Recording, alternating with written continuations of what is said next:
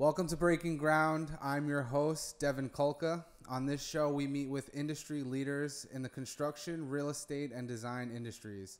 Today's guest is Tim Shea, partner at Sir Tillman Balin. Tim's an expert in land use on Long Island, and we're really excited to have him on. Yeah.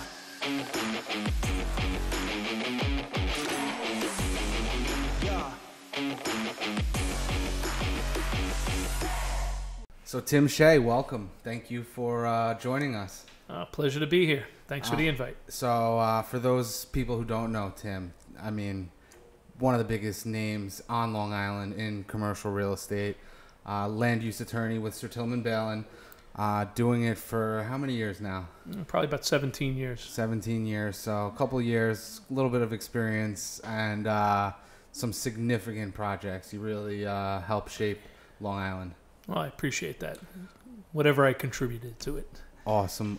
So wanted to bring you on today to talk about developing on Long Island. I think a lot of people are scared to invest in Long Island. I think a lot of people think the process of developing on Long Island is just too gruesome. But, you know, Kolka, working with people like you, have seemed to get it done. How do we attract more developers to the area? Well, I think there's no way you can get around the fact that developing on Long Island is a bit of a challenge. It's a challenge because you have a number of different municipalities that have a hold on any development project. You have to deal with the local town or village that you're located in for your land use approvals. Then you also have to deal with Suffolk County Department of Health, possibly Department of Public Works. You may have to deal with New York State DOT or, again, the county with regard to curb cuts if you're on a county or state road. So, you know, there are a lot of municipal hurdles you have to get through. One thing we try and do is kind of plan it out ahead of time and let our clients know what they're in for. Give them a realistic time frame so that they can anticipate when they may be able to get through the process and get a building permit. So it depends upon the land use applications that you're bringing, but by and large, you have to prepare your applications, bring it in. You have to have open dialogue with the town, the village, whatever municipal entity you're dealing with. Speak to their planning department, the local politicians, let them know what's coming. And it's a lot of give and take, and it's kind of figuring out how to get to the end product that the municipality is comfortable with and it doesn't affect materially your client's operation or ability to make money on the project. So I want to get into the process a little bit. And as we both know, a lot of properties on Long Island, they need to go through a rezoning. Very rarely will you find something as of right. That's like finding a needle in a haystack. So I understand that each township, each municipality has a different process typically, but on a general scheme, you need to get a property rezoned. What's step one? Well, step one is really probably taking a look at the property, determining exactly what kind of application you're going to need to make, whether it's a straight change of zone or change of zone with special permits. Then I would go in and I would speak to the town about the project, kind of let them help us come up with the game plan that works conceptually, make sure that the project is not dead on arrival. There's no sense in a client spending money on a project that the town is not going to, under any circumstance, support. And you don't want a reputation for, bringing projects that are not going to be at least theoretically approvable. One of the other things you want to do is, you want to at some point, and it's really an application by application, process is you're going to reach out to the local community, civic association, or neighbors. When in the process really is about the complexity of the rezone or the application itself, and whether you anticipate a great deal of opposition. I've seen it go both ways. I've seen it where first steps, you get in front of the civics and they're arms wide open. We love this. We want this. How can we help? I've also seen it where you've gotten in front of them. It's almost poked the bear a little bit, and now you have Facebook groups and pamphlets that are going out to oppose this. Is there a way to really assess that going in? It's very, very difficult to slip it by the civics these days. They're very well informed. And I usually try to go to them fairly early in the process, because of the fact is that they're going to be, I'd rather have them be educated on what the project actually is than to guess at it. People fear change, and especially with land use. Always say is, if everything remains the same, it doesn't matter what the condition of the property is. You change it, even if you change it for the better, and somebody's going to start paying attention to it. So I think going to the local civics fairly early in the project timeline is a good idea. I think you got to face up to it. You're going to have strengths and weaknesses on most applications, and the idea is to, one, get as much knowledge as you can about what the local community, what their concerns are, and to see if you can alleviate those concerns. And sometimes it's as simple as increasing a buffer, moving the building a few feet one way or the other. Other times it's more complex. In some applications, the community's not going to get behind it. At least a segment of the community is not going to get behind. But I always like to think this is that most people are in favor of development, responsible development. So there's that unspoken majority that are fine with most development. But you always have to be cognizant of the fact that when you're doing development, you're impacting, or there's potential or perceived impacts to neighbors. And the idea is to, understand that, and to try to do things and offer things that make them feel more comfortable in the development itself. I agree. I think involving the civics early is a good idea. I believe you will be able to educate them on what you're looking to do. You're still going to have a couple people that are unhappy about it, but we're seeing more and more shifting, the negative feelings to positive feelings. I think civic associations have matured over the years. I think a lot of times it was just no, no, no. I think most civic associations now realize that that we do need development on Long Island, and that what they should be looking for is to improve the developments that are offered. Some projects you're not going to get a yes from a civic association. You're not going to necessarily get a yes from neighbors. But what you try and do is adapt on the run and get to a point where you've offered them what you can, and then you got to see where the chips fall. And I think that that's the way to responsibly develop on Long Island. So I'm looking at some property right now in the town of Brookhaven. I know you do a lot of work with Brookhaven. I understand, the difference between the zoning board, planning board, and the town board. But for anybody who's listening, can you just explain how they work together? Okay. So, the first thing you have to assess is whether the property is zoned appropriately for your development project. Let's say, for argument's sake, that it's not. Then you have to bring a change of zone application, and that gets heard by the town board. And ultimately, every town has a town board, and they have jurisdiction ultimately over those type of applications. Some towns require you to go to the planning board first for a recommendation, and you'd have a first public hearing in front of the planning board.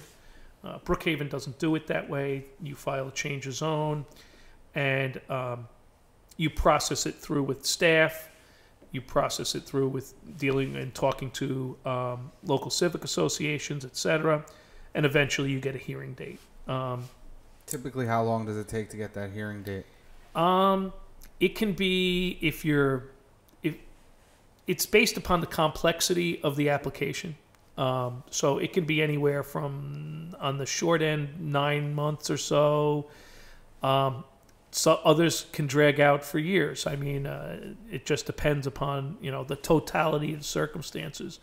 A lot of it is patience and being able to see the forest for the trees and say, okay, it may not appear that we're getting there fast, but we're getting there. And I've had certain applications where, they languished for a while, but because you have developer who wants X and the town wants Y and the civic wants Z, and you got to try and figure out how to get them to a mutual place where they're all comfortable.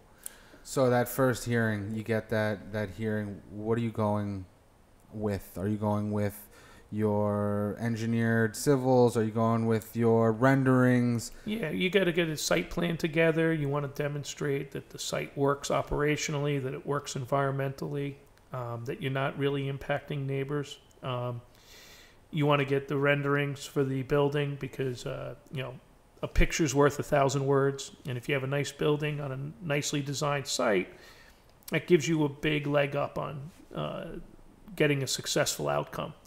So you'd bring your engineer, you'd bring your architect. Traffic is always an issue on Long Island. Is that something that you should do prior to getting to that hearing, or is that like requested? What you do is at the beginning, you're hiring a development team. The towns are going to require you to file with your application a site plan. They're going to require you to file a environmental analysis, what's called an LEAF. And all of those things are folded into the application process. So you want to hire a team at the beginning. And it depends upon the size of the project as to, what kind of an engineer you want, what kind of traffic consultant. Are you hiring Kolke yet for construction? We've talked a few times, right? So, it's really about putting all the pieces together. You want a development team. And, there are plenty of very good professionals on Long Island that know how to design a site, who listen to input. And that's the most important thing, is really having a team that's coherent.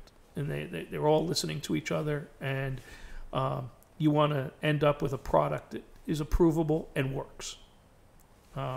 So let's assume, for argument's sake, you get your change of zone granted. The next step would be to make a site plan application.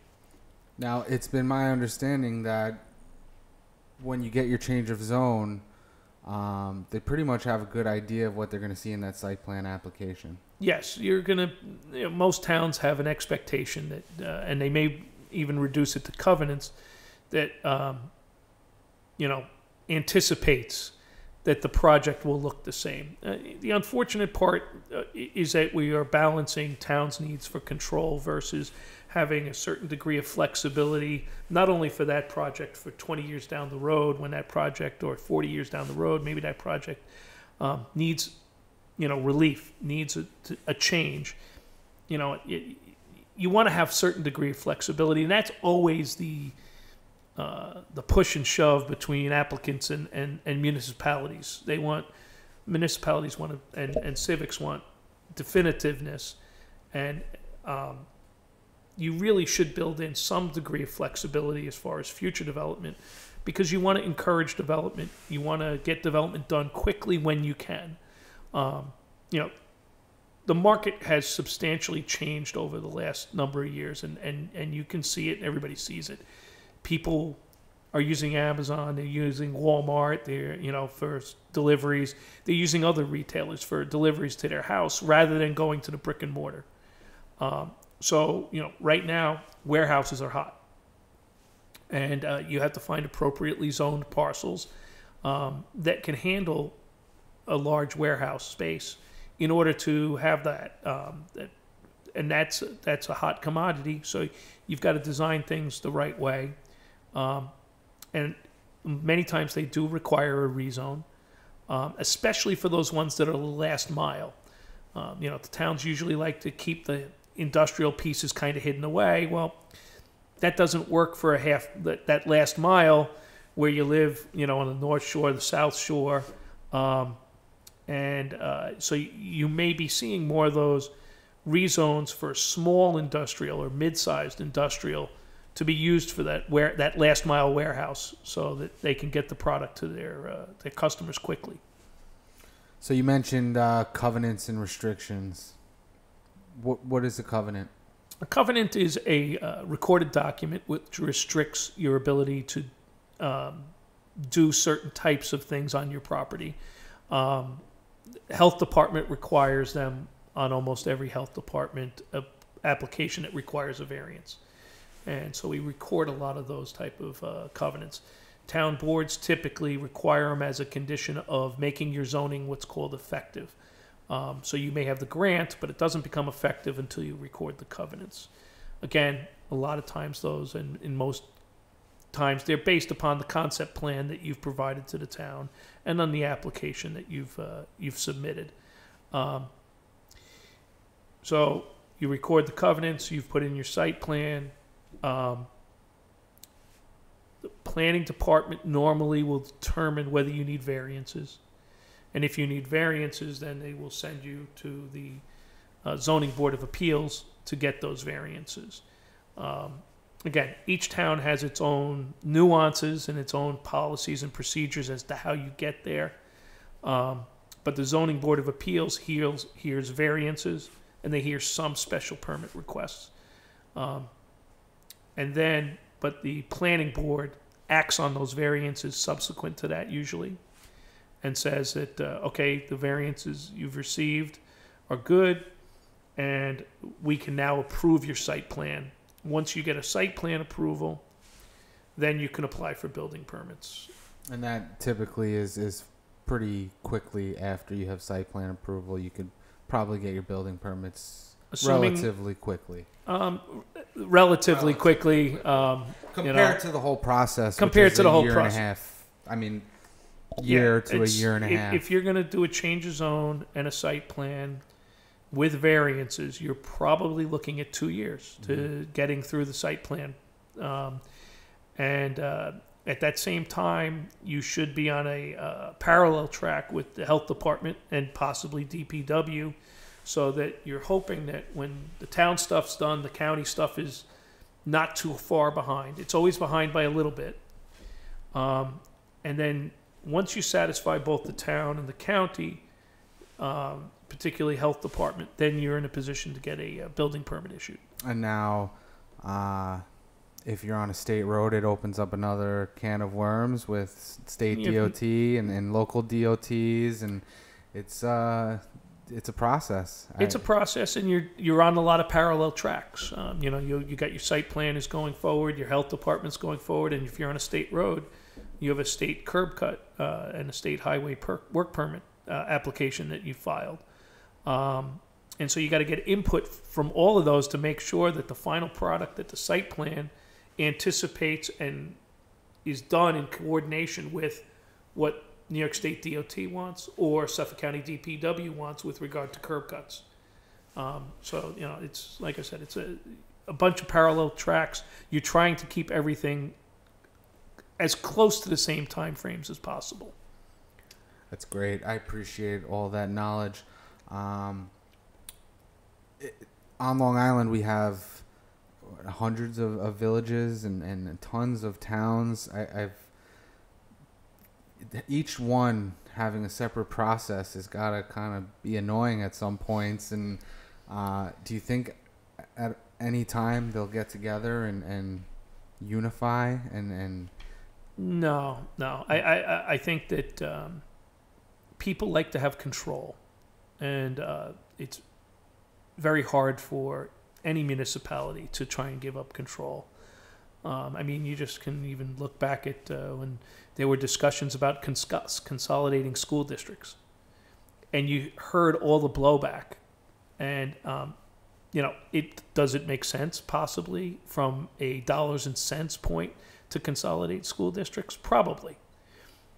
But people don't want to give up that control. They don't want to have, and they don't want to be lumped in with a larger group. They want to be able to control their destiny, so to speak. The same is true for town governments. Towns have municipal home rule, which gives them control over zoning and land use decisions. No one's going to give up that control. Everybody's going to have their own wrinkles on how to get to the end product. I personally try to stay within a certain geographic range. I deal with Brookhaven, Islip, Smithtown, to a certain extent Babylon. I try to not go far beyond that. I occasionally take a case in Riverhead or Huntington, or our firm will, and we do work in Nassau County too. But me personally, I like to stick within those towns and the villages in those towns, because it's so hard to cover the whole island. You need, it's tough to keep it all and be good everywhere. It is, and you definitely have partners that cover the other grounds that you work with. I have partner John Wagner, who covers the East End, and all the East End towns. We have partners in Nassau that cover Nassau County, and partners that cover Huntington. I want to thank you for coming on the show today. If somebody wants to reach out to you, how do they get in contact with you? They could call my office number, 631-979-3000, or email tshea@sertilmanbalin, and I'll spell it, CERTILMANBALIN.com. Tim Shea, Sertilman Balin, your expert in land use on Long Island. Thank you, Tim. Thank you, Devin.